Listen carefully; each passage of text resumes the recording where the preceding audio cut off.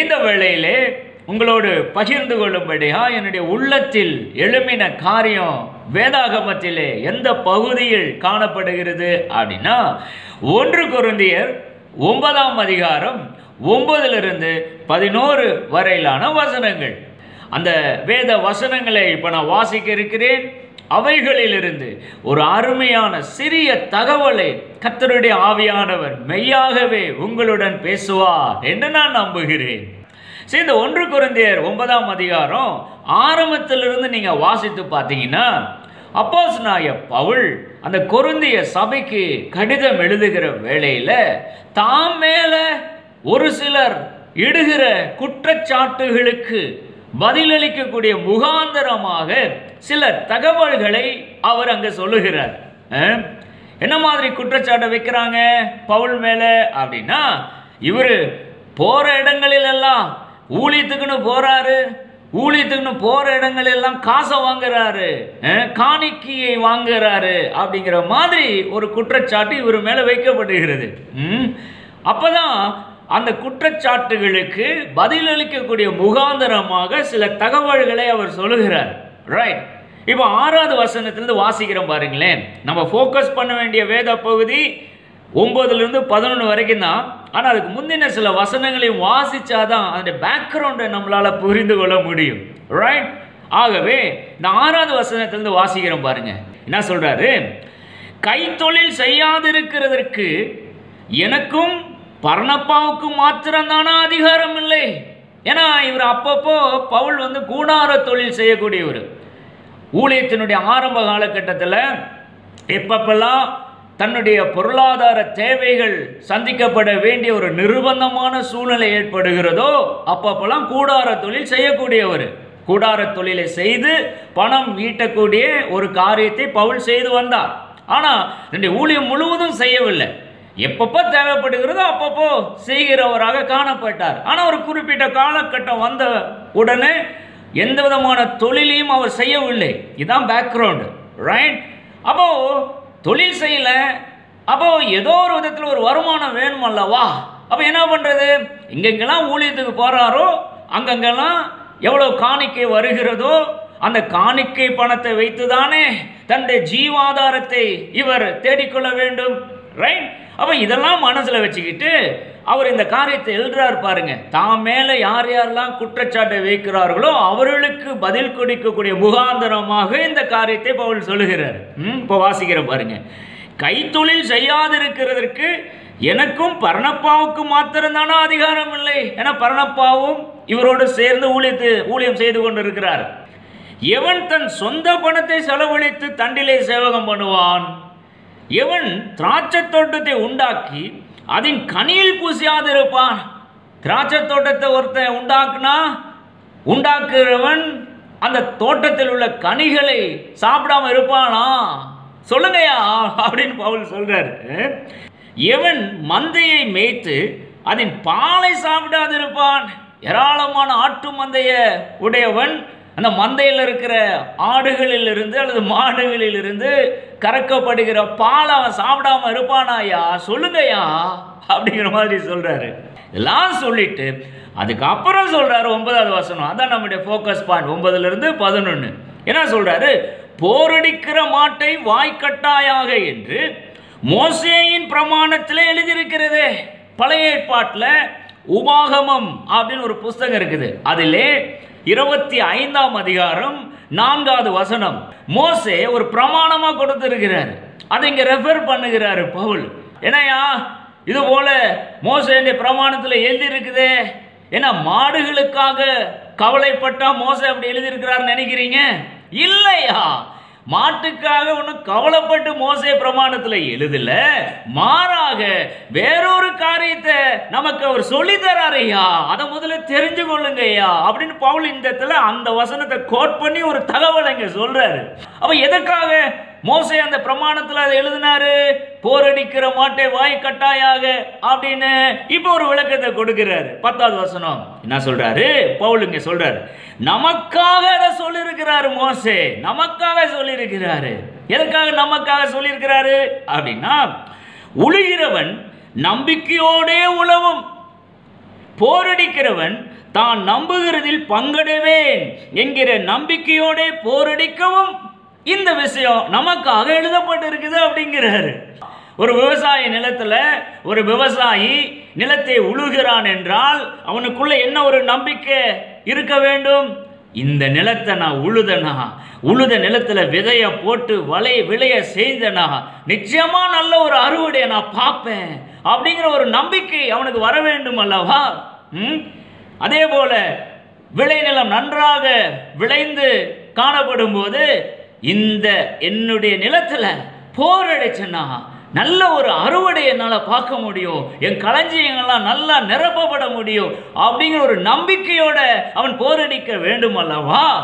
அதுக்காக தான் மோசே அங்கே எழுதியிருக்கிறாரு தன்னுடைய பிரமாணத்தில், போரடிக்கிற மாட்டை வாய் கட்டாயாக அப்படின்னு எழுதியிருக்கிறார் அங்க அப்படின்னு இங்க பவுல் எக்ஸ்பிளைன் பண்ணுகிறாரு. அப்படி சொல்லிட்டு ஒரு தகவலை சொல்றாரு அடுத்த வசனத்துல. ஏன்னா இவர் மேல சொல்லப்பட்ட அக்யூசேஷன் என்ன? இவர் போற இடத்துல எல்லாம் காணிக்க வாங்கிக்கிறாரு, ஊழியம் செய்யறாரு, ஆனா போற இடத்துல தான் காணிக்க வாங்கிட்டு இருக்கிறாரு. அது அப்படி ஒன்றும் சரியா படலையே அப்படிங்கிற மாதிரி இவர் மேல அக்யூசேஷன் கிளப்புறாங்க இல்லையா? அப்போ அதற்கு பதில் அளிக்கக்கூடிய முகாந்தரமாக தான் இந்த போரடிக்கிற மாடுங்கிற சப்ஜெக்டையே பவுல் இங்கே எடுத்துக்கொண்டு வர்றாரு இல்லையா? அப்படியே சொல்லிட்டே வரும்போது 9ல் சொல்லிட்டாரு, 10ல் சொல்லிட்டாரு, 11ல் வரும்போது எங்க கொண்டு போறாரு அப்படின்னா, நாங்கள் உங்களுக்கு ஞான நன்மைகளை விதைத்திருக்க உங்கள் சரீர நன்மைகளை அறுத்தால் அது பெரிய காரியமா அப்படிங்கிற மாதிரி கொண்டு போறாரு. இந்த இடத்துல பவுல் என்னத்தை சொல்ல வராரு அப்படின்னா, போரடிக்கிற மாடு எப்படி ஒரு வயல் நிலத்துல கடினமாக உழைக்குமோ அதுபோல இங்க இருக்கிற ஒவ்வொருவருடைய வாழ்க்கையிலும் நான் கடினமாக உழைத்திருக்கிறேன். ஞான நன்மைகளாகிய விதைகளை இவர்கள் ஒவ்வொருவருடைய வாழ்க்கையிலும் நான் விதைத்திருக்கிறேன். அப்படி விதைத்திருக்கிறதுனால தான் இவருடைய வாழ்க்கையெல்லாம் நன்றாக சீரும் சிறப்புமாக இருக்கிறது. இவருடைய வாழ்க்கையெல்லாம் சீரும் சிறப்புமாக இப்ப இருக்குதுன்னா ஏராளமான உழைப்புகளை இவருடைய வாழ்க்கைக்கு என்று நான் செலவழித்திருக்கிறேன். அதனாலதான் இன்னைக்கு படுஜோரா இருக்கிறாங்க. எவ்வளவு நேரத்தை நான் செலவு பண்ணியிருப்பேன் இவர்களுக்காக, எவ்வளவு நேரம் வேத வசனங்களை விளக்கி காண்பித்திருப்பேன், எவ்வளவு நேரம் இவர்களுக்காக நான் ஜெபம் பண்ணியிருப்பேன், என்னுடைய எனர்ஜி எல்லாம் ஆற்றல் எல்லாம் இவர்களுக்காக செலவழித்து இருப்பேன் அல்லவா? அதனால தானே இவருடைய வாழ்க்கை இவ்வளவு பிரகாசமா இன்னைக்கு இருக்குது. அப்போ இவ்வளவு மாடு மாதிரி இவருடைய வாழ்க்கைக்கு நான் உழைத்திருக்கும் போது இவர்களிடத்திலிருந்து இவர்களுடைய சரீர நன்மைகளிலே நான் பங்கடையாமல் இருக்கிறது எந்த விதத்திலயா நியாயம்? அதனாலதான் நான் காணிக்கைய வாங்குறேன் அப்படிங்கிற மாதிரி இன்டைரக்டா சொல்லுகிறாரு. உங்களுக்கு புரியக்கூடிய விதத்துல நான் இந்த காரியத்தை சொல்லுகிறேன். கடினமாக உழைக்கக்கூடிய ஒரு மாடு, அது போரடிக்கிற மாடு. 8 to 6 வேலை ஸ்தலத்தில் எத்தனை பேர் செக்குலர் ஜாப் வேலை செய்கிறாங்க, அதுபோல அனுதினமும் 8 to 6 வேலை பார்க்குற மாதிரி அந்த வயல்வெளியில் போய் போரடிக்க வேண்டும், கடினமாக உழைக்க வேண்டும். போரடிக்கிற மாடு, நான் ஒரு போரடிக்கிற மாடு. ஒரு செய்தியை கொடுக்கணும்னா ஒரு நாள் முழுவதும் உட்காந்து அதை ஆயத்தம் பண்ணி இப்படி சொன்னால் நல்லா இருக்குமா, அப்படி சொன்னால் நல்லா இருக்குமா, எவ்வளவு ப்ரிப்பரேஷனை நான் செய்கிறேன், நேரத்தை செலவிடுகிறேன் இல்லையா? ஜோம் பண்ணணும், வார்த்தை எடுக்கணும், கோரலேட் பண்ணணும், டிராஃப்ட் ரெடி பண்ணணும் இல்லையா? எவ்வளோ எனர்ஜியை நான் ஸ்பெண்ட் பண்ணுகிறேன், எவ்வளோ நேரத்தை செலவு பண்ணுகிறேன். அப்போ நான் யாரு? போரடிக்கிற மாடு இல்லையா? வயல்வெளியில் ஒரு மாடு எப்படி கடினமாக உழைக்குமோ அது மாதிரி நான் உழைத்து கொண்டு இருக்கிறேன். ஒவ்வொரு ஊழியக்காரர்களும் கர்த்தருடைய வார்த்தை எடுத்து எங்கெங்கெல்லாம் ஊழியம் செய்கிறார்களோ அவர்களெல்லாம் போரடிக்கிற மாடை போல உழைக்க வேண்டும். போர் அடிக்கிற மாடு அல்ல. போர் அடிக்குது சார், வேணாம் சார், கிளாஸ் கட் பண்ணிருங்க சார், போர் அடிக்குது சார் அப்படின்லாம் சில வகுப்புகளில் பாடம் நடத்தும் போது மாணவர்கள் சொல்லுவது வழக்கம். அதுபோல போர் அடிக்கிற மாடு அல்ல, இது போரடிக்கிற மாடு, கடினமாக உழைக்கக்கூடிய ஒரு மாடு. அப்போ the point to be noted என்னன்னா, கடினமாக உழைத்து ஏதோ ஒரு காரியத்தை உங்கள் வாழ்க்கைக்கு நான் விதைச்சிருக்கிறேன் இல்லையா? என் நேரத்தை செலவு பண்ணியிருக்கிறேன், எனர்ஜியை செலவு பண்ணியிருக்கிறேன், அதனால தான் உங்கள் வாழ்க்கையெல்லாம் இப்படி நல்லா இருக்குது.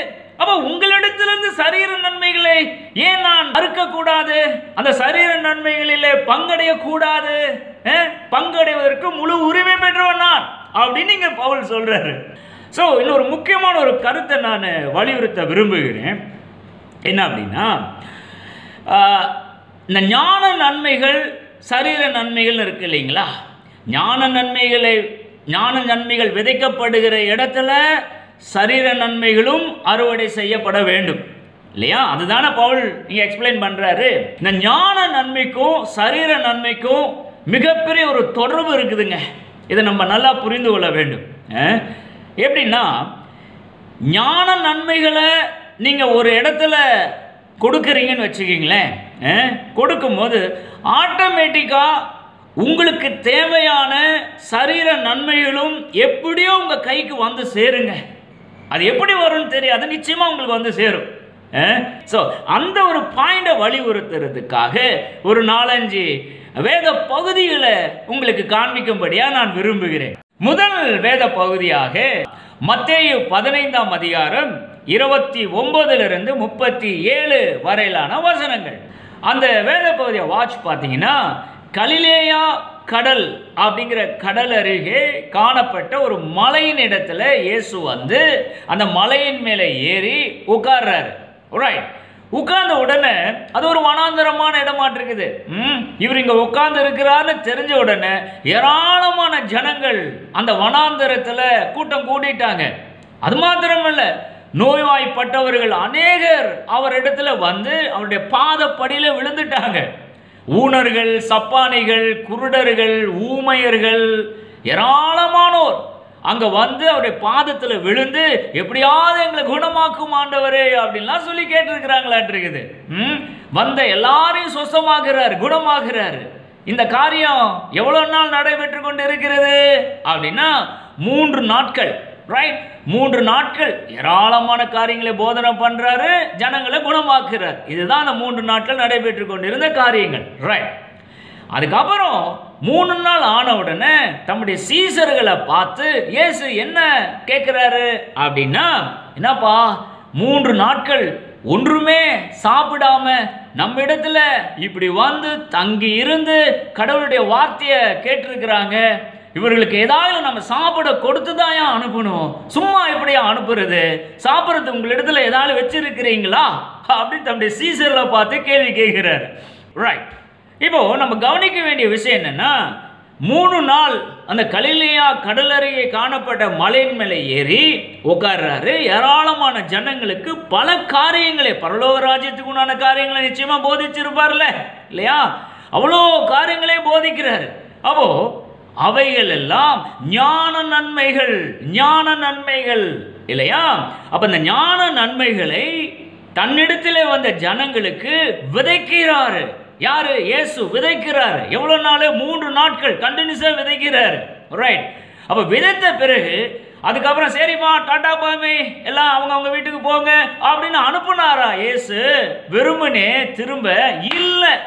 அவர்களுக்கு ஐயோ 3 நாளா இங்க உட்கார்ந்து இருக்காங்களே, சாப்பிடாம பட்டினியா அனுப்புனா வழியில சோர்ந்து போயிட மாட்டாங்களா?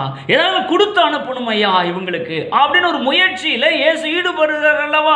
அப்ப அது என்ன நன்மை? சரீர நன்மை. அப்போ ஞான நன்மைக்கும் சரீர நன்மைக்கும் ஒரு தொடர்பு இருக்கிறது, எப்பொழுதும் இருந்து கொண்டே இருக்கும்.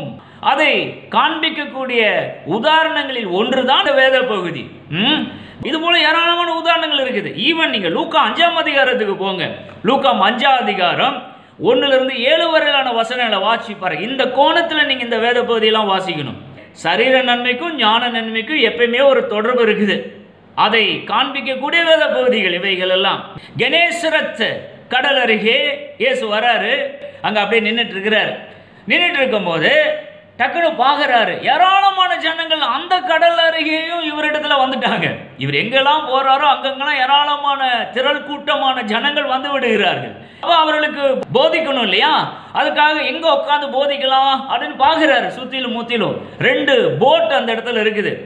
ஒரு போட்டு பேதுருவினுடைய போட்டு, சீமோன் பேதுருவினுடைய போட்டு. இங்க வா உன் போட்டில் நான் உட்காந்து பிரசங்கம் பண்ணுறேன், கொஞ்சம் கடலுக்குள்ளே தள்ளி கொண்டு போய் இந்த போட்டை நிப்பாட்டு அப்படின்னு இவர் சொல்ல, பேதுரும் போட்டை கொண்டு போய் நிப்பாட்ட, அந்த பேதுருடைய போட்டில் உட்காந்து அந்த இடத்துல கூடின எல்லா ஜனங்களுக்கும் கடவுளுடைய ராஜ்யத்தை குறித்து போதனை பண்ணுகிறார். அதுக்கப்புறம் ஒரு காரியத்தை செய்கிறார், போதனை பண்ணிட்டு இந்த ஜனங்கள் எல்லாம் அனுப்பி விடுறார். அதான் அந்த வேத பகுதி சொல்லுது. அதுக்கப்புறம் ஒரு சமாச்சாரத்தை இயேசு செய்கிறாரு. என்ன செய்கிறாரு? இந்த சீமோன் பேதுருடைய போட்டில் உட்கார்ந்து தானே இவ்வளோ நேரம் பிரசங்கம் பண்ணாரு. அப்போ அந்த போட்டை உடையவனுக்கு ஏதாயிலும் ஒன்று நம்ம செய்ய வேண்டுமே அப்படின்னு அவர் யோசிக்கிறார். பாருங்க, this is the point I want to focus. Okay, ஏதோ ஒரு போட்டு கிடைச்சது, மக்கள் கூட்டிட்டாங்க, அவங்களுக்கு போதனை பண்ணும், அவ்வளோதானே. போட்டு கிடைச்சது, உட்காந்து பிரசவம் பண்ணிட்டேன், எல்லாரும் போயிட்டாங்க, அவ்வளோதான், சரி டாடா பாபே அப்படின்னு சொல்லிட்டு இயேசு போகல. யோசிக்கிறாரு, ஆஹா இந்த மனிதனுடைய போட்டில் உட்காந்தானே இவ்வளோ நேரம் பிரசங்கம் பண்ணோம், அப்போ இவனுக்கு ஏதாவது நம்ம செய்யணுமே அப்படின்னு சொல்லிட்டு பேதுருவை இயேசு கூப்பிடுறாரு. பேதுரு இங்க வாப்பா, ஆழத்தில் போய் உன்னுடைய வலைகளை போடுப்பா அப்படின்னு இயேசு சொல்றாரு. ஆனால் அவன் ஒரு மாதிரி தயக்கத்தை காண்பித்து கொண்டே இருக்கிறான். ஐயரே, நான் முழுதும் கஷ்டப்பட்டுட்டேன், ஒரு மீன் என்னால் பிடிக்க முடியல, ஆனால் நீங்கள் சொல்கிறீங்க நான் போய் வலையை போடுறேன் அப்படின்னு சொல்லிட்டு போடுறான். பாருங்க, அவர் வலைகளை போட சொல்கிறாரு, இவன் வலையை தான் போடுறான். ஒரு வலையை போட்டு போட்லாம் நிரம்பத்தக்கதாக ஏராளமான மீன்களை அவனால் பிடிக்க முடிந்தது என்றால், அவர் சொன்ன சரியான வார்த்தையை புரிந்து கொண்டு வலைகளை போட்டு இருக்கும் பட்சத்தில் இன்னும் எவ்வளவு அதிகமான மீன்களை அவனால் பிடித்திருக்க முடியும். ஸோ நம்முடைய ஃபோக்கஸ் பாயிண்ட் என்னன்னா, இந்த பேதுருனுடைய போட்டை இயேசு பயன்படுத்தி அந்த கெனேசரத்து கடல் அருகே கூடின திரளான ஜனங்களுக்கு கடவுளுடைய ராஜ்யத்துக்கு ஏற்ற காரியங்களை போதித்தது நிமித்தம் ஞான நன்மைகளை அவருடைய வாழ்க்கையில இயேசு விதைத்திருக்கிறார். ரைட், அப்படி ஞான நன்மைகளை விதைக்கிறதுக்காக இந்த சீமோன் பேதுருடைய போட்டு பயன்படுத்தப்பட்டதனால இந்த சீமோன் பேதுருனுடைய வாழ்க்கையிலும் அவனுக்கு தேவையான சரீர நன்மைகளை கர்த்தர் கொடுத்தாரா இல்லையா? கொடுத்தார். 2 போட்டு அங்க இருந்தது, அந்த 2 போட்டும் நிரம்பத்தக்க அளவுக்கு மீன்களை இவன் பிடிக்கும்படியாய் கர்த்தர் அவனுக்கு உதவி செய்தாரா இல்லையா? செய்தார். ஆகவே நான் சொல்லுகிறேன், ஞான நன்மைகள் ஒரு பக்கம் விதைக்கப்பட்டு கொண்டே இருக்கும்போது ஏதோ ஒரு விதத்தில் சரீர நன்மைகளும் அந்த இடத்தை நோக்கி தேடி வரும். அது ஒரு கோட்பாடு. ஏனென்றால் ஞான நன்மைகளையும் சரீர நன்மைகளையும் நம்மளால பிரிக்கவே முடியாது. ஞான நன்மைகளை விதைத்தீங்கன்னா சரீர நன்மைகளை பெற்றுக்கொள்வீர்கள், சரீர நன்மைகளை விதைத்தீங்கன்னா ஞான நன்மைகளை பெற்றுக்கொள்வீர்கள். ஏன்னா அதுதான் கோட்பாடு. ஞான நன்மைக்கும் சரீர நன்மைக்கும் இடையே மிகப்பெரிய தொடர்பு இருக்கிறது.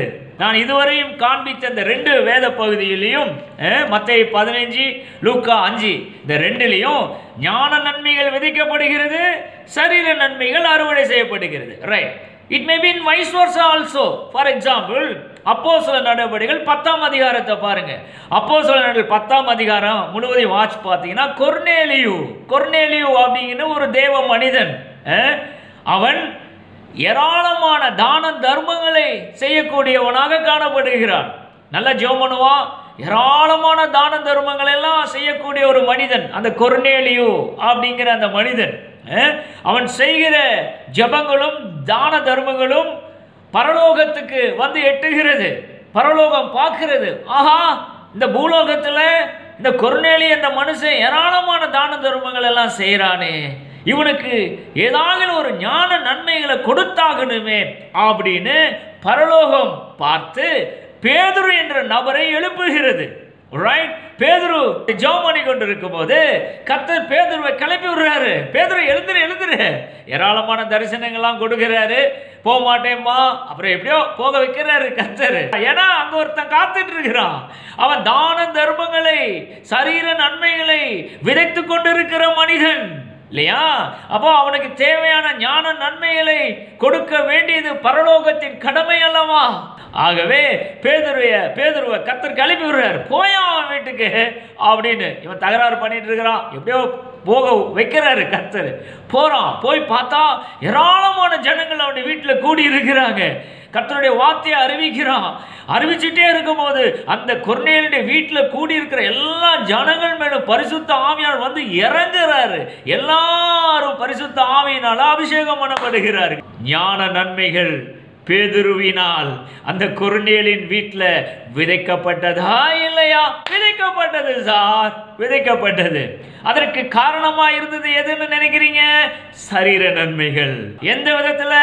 தான தர்மங்களை செய்கிறவனாக கொர்நேலி காணப்பட்டான் அல்லவா? போற இடங்கள் எல்லாம் ஏராளமான தான தர்மங்களை செஞ்சுட்டே இருக்கிறான். ஏராளமானவருடைய வாழ்க்கையிலே சரீர நன்மைகளை, தான தர்மங்கள் என்னங்க? சரீரத்துக்கு தேவையான காரியங்கள் தாங்க தான தர்மங்கள் இல்லையா? சரீர நன்மைகளை விதைத்துக் கொண்டே இருக்கிறான் கொர்நேலியோ. பரலோகம் சும்மா விட்டுருமா? ஞான நன்மைகளை உனக்கு கொடுத்தே ஆகணும்னு சொல்லி பேதுருவை கிளப்பி விட்டு ஞான நன்மைகளை பேதுரு சுமந்து கொண்டு செல்கிறான் கொர்நேலியின் வீட்டுக்கு. ஞான நன்மைகளினாலே ஆசீர்வதிக்கப்படுகிறார்கள். ஞான நன்மைகள் அவருடைய வாழ்க்கையில விதைக்கப்படுகிறது பேதுருவின் மூலமாக. ஆகவே தான் நான் சொல்லுகிறேன், சரீர நன்மைக்கும் ஞான நன்மைக்கும், அல்லது வேற விதமா சொன்னா ஞான நன்மைக்கும் சரீர நன்மைக்கும் இடையில ஒரு மிகப்பெரிய தொடர்பு இருக்கிறது. இது ஒரு கோட்பாடு. It's a biblical principle. நீங்க ஏற்றுக்கொள்றீங்களா, ஏற்றுக்கொள்ள மறுக்கிறீங்களான்னு தெரியல. ஆனா இதுதான் கோட்பாடு. எங்கெங்கெல்லாம் ஞான நன்மைகளை நீங்க விதைத்து கொண்டே இருக்கிறீங்களோ, எங்கேயோ இருந்து சரீர நன்மைகளை உங்களை வந்து சேருங்க. நிச்சயமா சேரும். எங்க இருந்து வரும்னு தெரியாது, ஆனா நிச்சயமா வந்து சேரும். ஏனென்றால் இந்த ரெண்டு நன்மைகளுக்கும் இடையில மிகப்பெரிய ஒரு தொடர்பு இருக்கிறது. இன்னும் ஏராளமான உதாரணங்களை வேதாகமத்திலிருந்து காண்பிக்கலாம். ஈவன் மத்தேயு 19ஆம் அதிகாரம் 16 - 21 வரையிலான வசனங்களை வாட்ச் பார்த்தீங்கன்னா, வாலிபன் ஒருவன் இயேசுவண்டிலே வருகிறான்.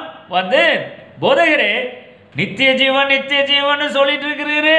அந்த நித்திய ஜீவனை அடைய வேண்டும் என்ற ஆசை எனக்கு இருக்குது. நான் அடைய வேண்டும் என்றால் எந்த நன்மையை நான் செய்ய வேண்டும் அப்படின்னு ஒரு சரியான கேள்வியை கேட்கிறான். இன்னைக்கு நம்முடைய சப்ஜெக்டே அதுதானே. எந்த நன்மையை செய்ய வேண்டும் சொல்லுங்கயா அப்படின்னு கேட்கிறான்.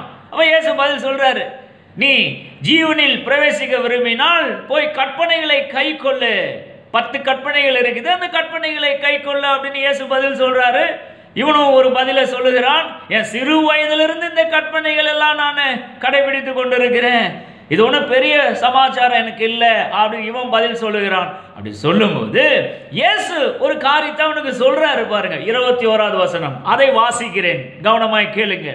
அதற்கு இயேசு, நீ பூரண சத்குணனாய் இருக்க விரும்பினால் போய் உனக்கு உண்டானவைகளை விற்று தரித்திரருக்கு கொடு, அப்பொழுது பரலோகத்தில் உனக்கு பொக்கிஷம் உண்டாயிருக்கும், பின்பு என்னை பின்பற்றி வா அப்படிங்கிறார். இது வெவ்வேறு விதங்களில் நாம் தியானித்து இருப்போம் அந்த வேத பகுதியை. ஆனா நான் எப்படி பார்க்கிறேன்னா, அந்த 19வது வசனத்துல நான் என்ன நன்மையை செய்ய வேண்டும் அப்படின்னு ஒரு கேள்வி கேட்கிறான் இல்லையா, அந்த கேள்விக்குண்டான பதிலாக இயேசு 21வது வசனத்துல என்ன சொல்றாரு, உனக்கு உண்டானவைகளை விற்று தரித்திரருக்கு கொடு அப்படின்னு சொல்றாரு அல்லவா. அப்போ தரித்திரருக்கு கொடு அப்படிங்கிற காரியம் சரீர நன்மைகளை நீ வித. 19வது வசனத்தையும் 26வது வசனத்தையும் ஒன்றாக வைத்து பாருங்க. சரீர நன்மைகளை நீ விதை, தரித்திரருக்கு உனக்கு உண்டானவைகளை விற்று விற்று கொடு அப்படிங்கிறாரு.